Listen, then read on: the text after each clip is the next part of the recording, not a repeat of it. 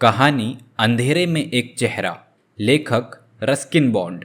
Anglo Indian शिक्षक mister Oliver एक बार Shimla hill station के बाहर बने अपने स्कूल के लिए देर रात लौट रहे थे। मशहूर लेखक रुडयार्ड किपलिंग के समय से भी पहले यह स्कूल अंग्रेजी पब्लिक स्कूलों की तर्ज पर चल रहा था और यहाँ पढ़ने वाले बच्चे ब्लेजर, टोपियों और टाई में सजे अधिकांशतः समृद्ध भारतीय परिवारों के थे।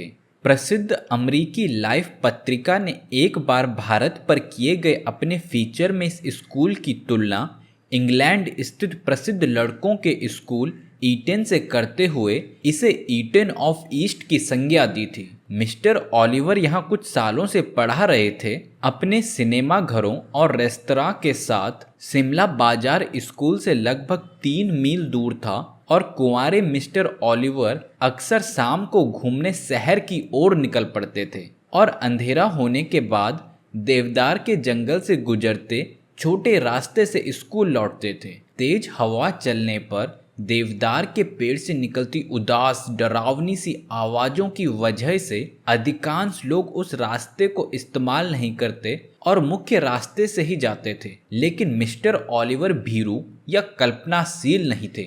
उन्होंने एक टॉर्च रखा हुआ था जिसकी बैटरी खत्म होने वाली थी। टॉर्च से निकलता अस्थिर प्रकाश जंगल के सकरे रास्ते पर पड़ रहा था।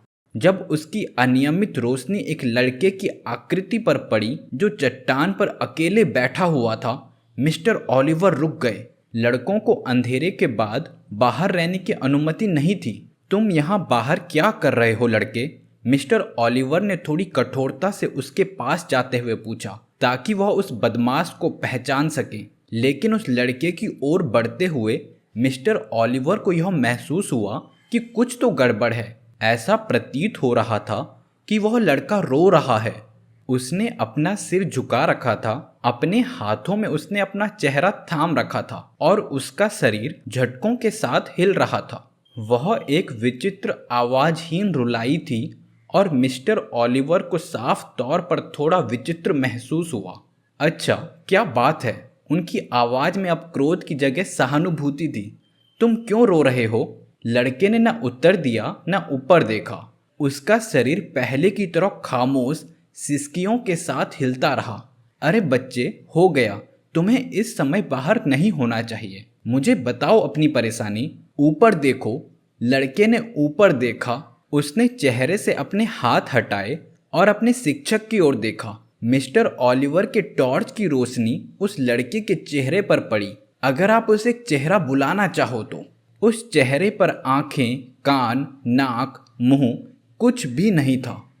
वह बस एक गोल चिकना सिर था और उसके ऊपर स्कूल की टोपी पड़ी थी और यहीं पर यह कहानी खत्म हो जानी चाहिए थी। लेकिन मिस्टर ओलिवर के लिए यह यहीं खत्म नहीं हुई। उनके कांपते हाथों से टॉर्च गिर पड़ी। वह मुड़े और गिरते पड़ते हुए पेड़ों के बीच से तेजी से भागते हुए मदद के लिए चिल्ला रहे थे। वह अब भी स्कूल की इमारत की तरफ ही दौड़ रहे थे कि उन्होंने रास्ते के बीच में एक लालटेन झूलती हुई देखी। मिस्टर ओलिवर चौकीदार से टकरा कर लड़खड़ाए और हांफते हुए सांसें लेने लगे। क्या बात है साहब? चौकीदार ने पूछा। क्या वहां कोई दुर्घटना हुई है? आप दौड़ क्यों रहे हैं? मैंने कुछ देखा, कुछ बहुत ही भयावह।